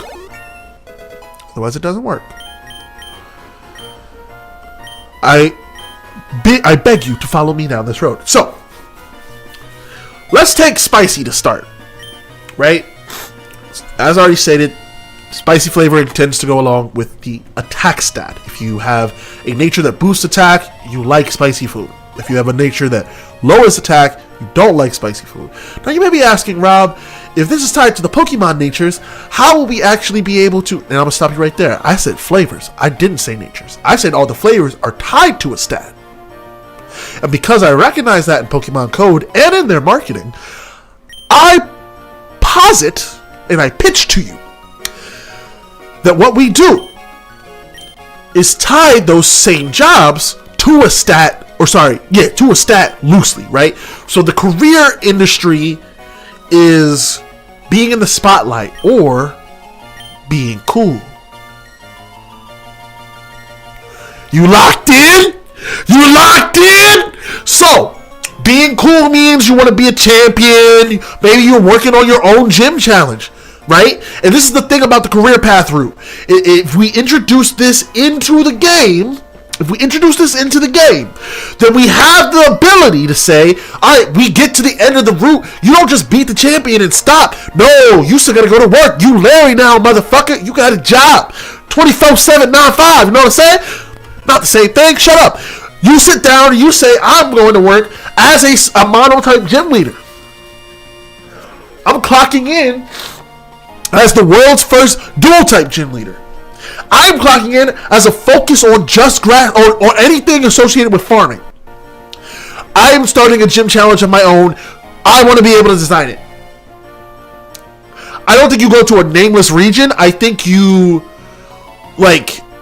can. I think there's an option for that where it's like, all right, and because it's Pokemon International, we are inviting you to go to other regions, but I think there should be an invitation to start one in your region. Again, assuming this is Scarlet Violet 2, it's Paldea still, or maybe they've established a different offshoot branch of UVA and Naraha academies in somewhere else. But my point with this is that, you're running the cool path. You're running the spicy path. You're associated with the cool stat. Right? The cool stat as it's featured in Pokemon. You get to move through the world with an understanding that you are here to be center stage. It's all about flash, pass, and gas, okay? You're not about sitting back. You're not about deferring to other people. This life is yours for the claiming, and you will do so, right? In contrast, maybe you do something that's outside of the norm in that. Maybe because you know that, you become a super spy. Maybe you go undercover inside of Team Rocket or some shit. I don't know. But it's about keeping your cool. It's about knowing how to stay calm in battle. It's about staying down for the fight and being a dogged defender of Pokemon everywhere, right? That's what being cool is, right? Okay, so you get that career. You go under Cynthia's wing. You go under Steven's wing. Something like that. Probably more Steven's wing. He seems like the type. It would be Steven or Leon would be the two different branches. It'd be Leon center stage, right? Traditionalist cool, so to speak. But then Steven's nuance cool. So he's super spy missions and mini games about infiltrating with a disguise kit or some shit, defusing a bomb or something. Really dangerous shit that children shouldn't be doing, but you're already doing anyway. Lean in, make me aware of the danger, and say, hey, someone's loading in 15 electrode into the mall. Oh shit, you're so right. Absolutely, it would be Lance. It would absolutely be Lance. It'd be Lance or it'd be Gary / Blue, right? Trainer Blue. You're so fucking right. You're so fucking right. You're so real for that. It'd be Lance, and he would have a line where it's I used to be one of them, and I had to get reformed. And now, the Spy Master could be Giovanni.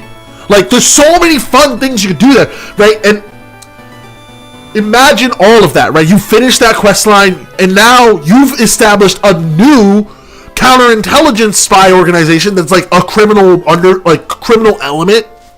But instead of actually being criminals, they're just really down.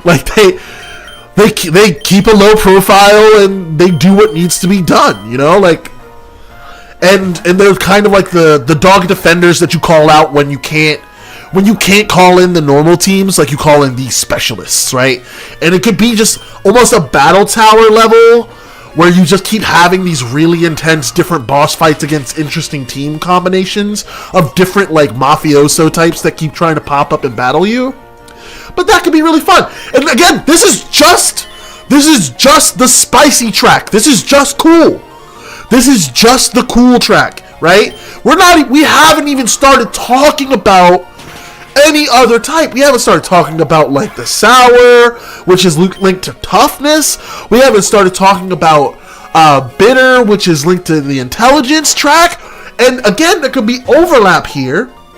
There could be overlap here where it's like, oh, yeah, I communicate with both classes, essentially, because like any good RPG, you should be able to cross-class scale. I will die on that hill. You don't have to force it, but you should have the option to.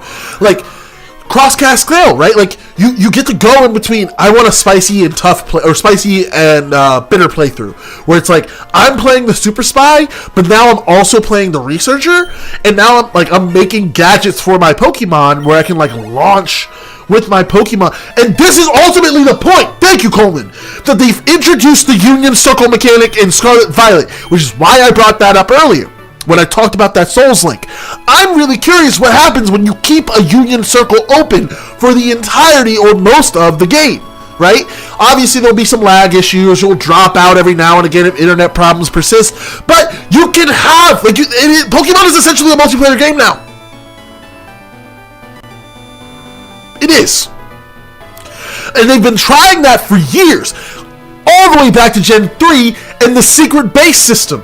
That was the whole point, was inviting your homies over to check out your weird Marrow plushie.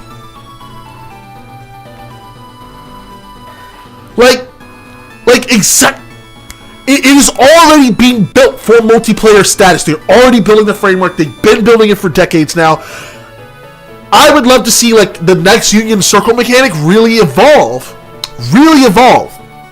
to fully encompass this mechanic of like, hey, I don't want to just fight the gym leader. I want to be a gym leader. I want to be a detective. I want to be a historian. I want to be a teacher, right? Like, that's the bitter path. You become a teacher. You go down that path line, and you start teaching the very students that you started as, right? Ah, shit, it has inner focus. I wasn't sure I thought it did.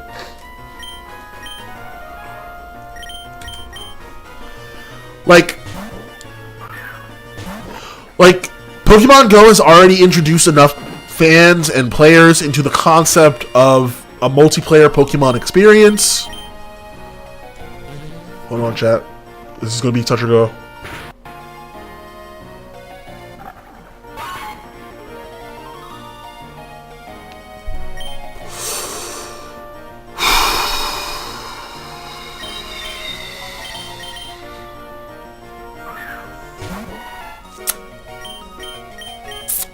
That hurts.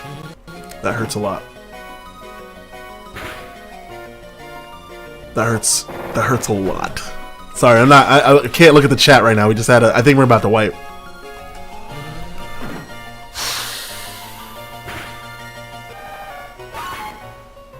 This is rough. Alright. Here's what I've decided in this moment. Because I keep wiping in this game to random trainer encounters that, like, I have no idea are here. Like, I don't even know these fuckers. And there's not... Do I have to use the same move? Oh, no, I can't use the same move twice. That's what it is. Oh, no, I can't use, non-damaging moves. Because I keep getting fucking run through, I'm just gonna play this game normal. I'm just gonna play this game normal. To start. Yeah, no offense. Or no, all offense. All offense, yeah.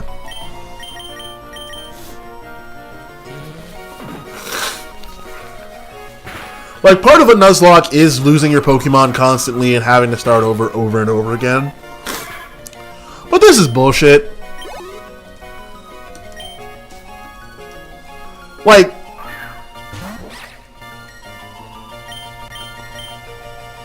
and more than anything, apparently so much of the game is like about catching all of the Pokemon in a route. I will still play with some of these rules intact, but I think I'm done Nuzlocking this game. This is fucking annoying. Like, this is stop being fun for me. I'm just trying, like, because the most important thing about this is, like, I'm just trying to play this game. Like, I've never played this game before, so, like, I'm spending so much time, like, just in these first 2 regions, and I'm gonna just stop playing it soon, because it's like, I can't basically RuneScape of Pokemon. Because I can't do anything else. Like, I'm about to wipe again.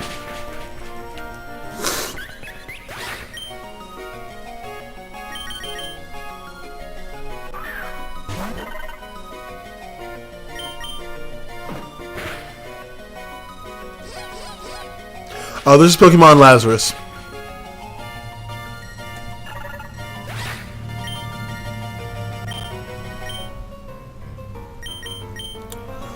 Collector Greg, I'm coming back. I'm gonna whoop your ass. This is a different game now. This is a different game now, Collector Greg. I'm about to whoop your fucking ass. Have a good day. Honestly, I should probably log off here and just accept that I'll come back later, but...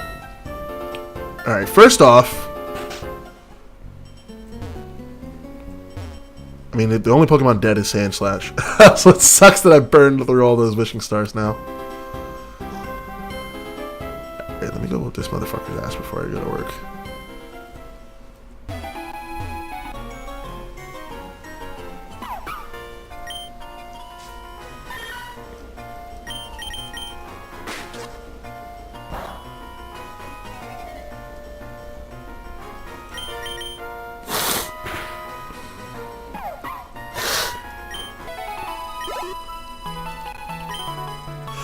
Alright, getting back to the rant. Yes, I think... Like, I think essentially, yes. Like, it's RuneScape or... Like, any MMORPG... Pokemon. And... I think in theory... There's a world where... I think in theory there's a world where Pokemon has enough of... That's wild. No one can learn cut? Okay. In theory there's a world where Pokemon has enough of a dedicated base that they can do that without fear, and I think that world is now, and I think it's here.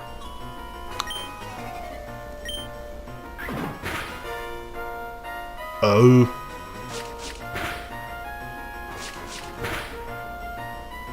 That was useless.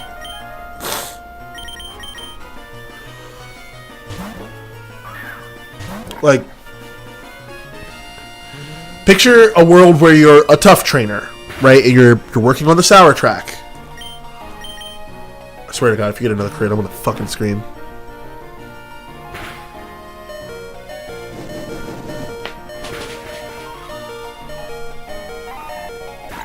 Like, in that world, you know, Cynthia becomes your mentor, and she is one of the people overseeing the Corviknight Express, like the air travel company. And she's like, actively trying to get people to want to ride her Garchomp, and it's just not going. But, you know, Skarmory and Corviknight are still doing fine, and I think she would love that Pokemon.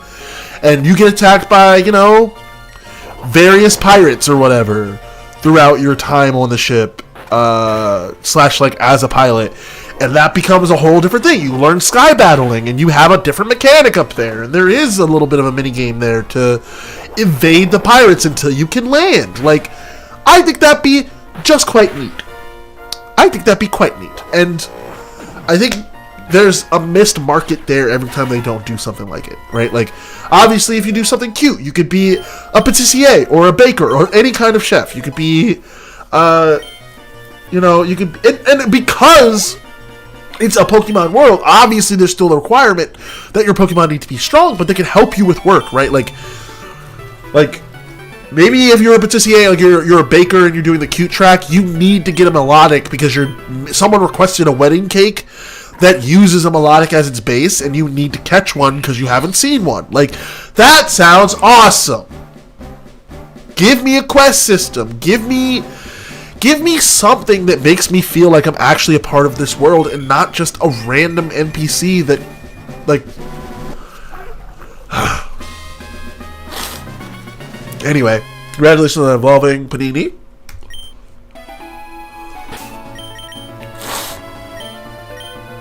Alright, let's heal.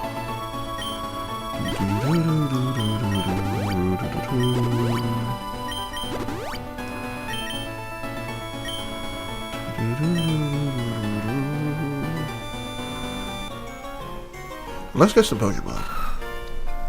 Aaron!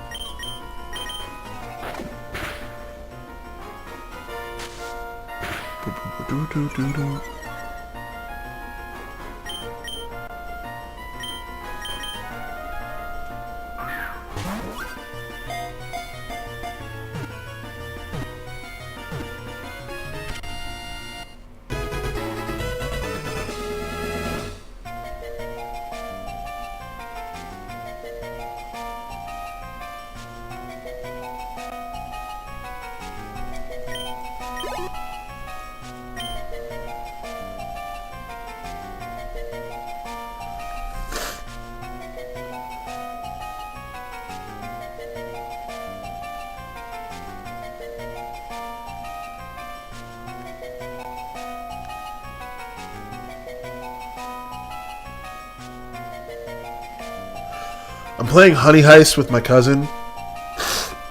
He reached out to me this week and asked if I ever had any experience being a dungeon master. To which I, of course, answered yes, because I'm a huge fucking nerd. He was like, "Can you DM a game for us?" I was like, "Yeah, I think I got time for a one shot." And as we talked, I realized very quickly, it was like, "Oh, y'all have like no experience when it comes to this."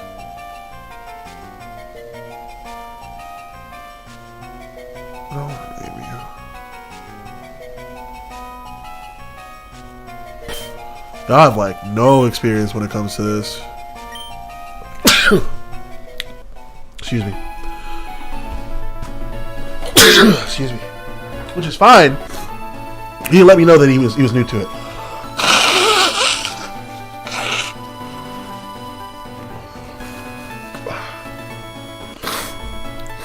He let me know in advance that he was new to it, so like this isn't a problem. I switched to Honey Heist because oftentimes when I try and do a D&D game with folks who haven't like played a TTRPG before, it ends up being a little bit trickier for them, and they end up feeling like there's just so much they have to do, and they end up having not a lot of fun. We spend an hour and a half just going over the base rules. And since we're not going to have a session 0, I was like, you know what? Let's just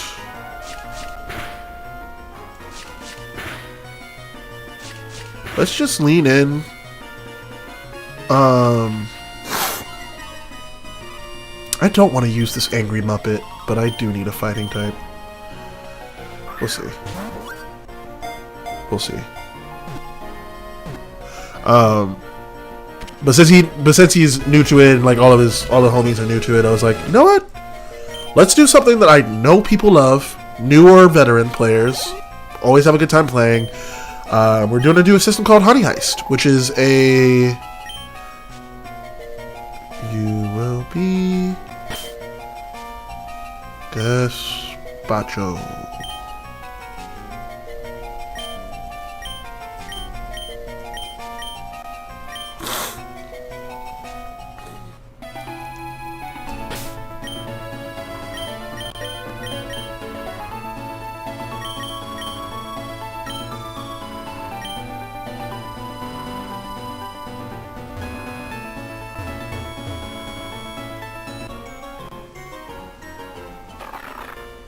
Hi, Maywile.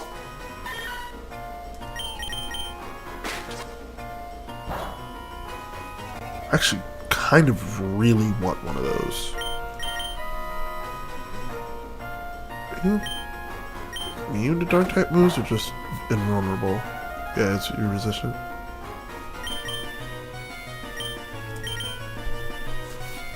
God, the game opens up so much more when I have like the option of what Pokemon I want to use on the team.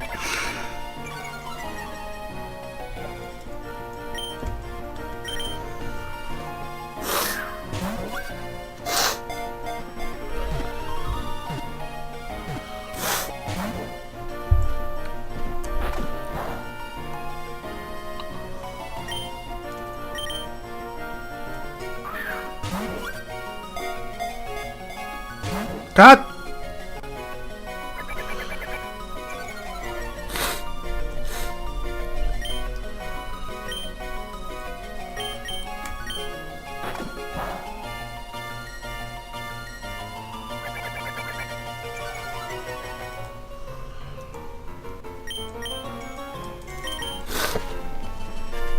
Alright.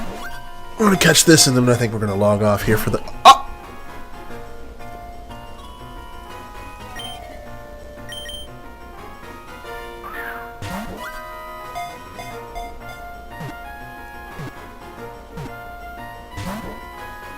Oh, and thank you for the blusher. Ma'am.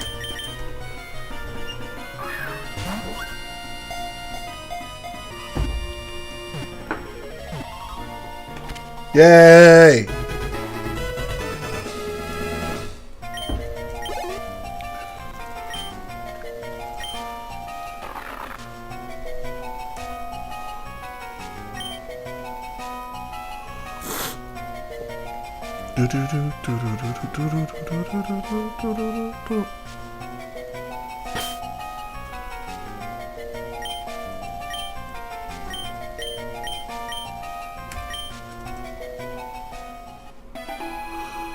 Alright, y'all. It has been fun. It has been real. But I'm going to log off so I can get ready for work. Thank you for joining us for this early morning stream. I hope you enjoyed the yap, and I hope you enjoyed some of the game. Thank you. I hope you enjoy your day off, and I hope everybody has a good either the rest of your day at work, a good night of sleep, or anywhere in between. And with that, I say osu and goodbye.